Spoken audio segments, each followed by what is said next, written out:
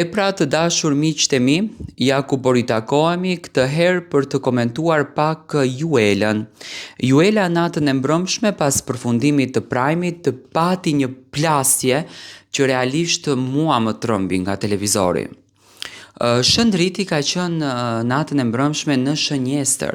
U komentua për homoseksualitetin e tij, u komentua për qëndrimet e tij, u komentua për pëlqimet ndaj meshkujve, do të thënë është komentuar për komplet rrjedhojën të ndjesive, emocioneve që ai ka në shpirtin e tij.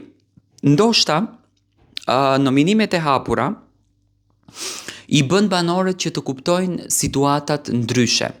Juela, unë e vërejta që nga momenti që qëndronte e ulur, e kuptoi që afërsia e saj me Rogertin ndoshta e ka nxjerr atë keq jashtë, sepse banorët e quajtën një Rogert në versionin femër dhe Juela u prek që aty.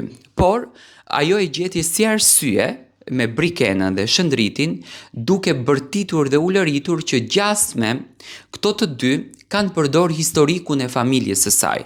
Unë e dëgjova mirë ngjarjen që ndodhi, unë e pash që Juela u ndikua nga Rogerti, do të thënë Rogerti e përdor Juelën dhe me të drejtë e përdor, sepse në fund të ditës Rogerti dëshiron që të jetë vetë fitues, nuk ka nevojë për asnjë banor tjetër, ai thjesht Juelën dhe Livjen e ka aleancë, do të thënë i lëshon ato të dyja dhe më pas hudhet vetë, dhe Juela nuk dinte se ku ta nxjerrën muhabetin dhe vetë doli tek historiku i familjes.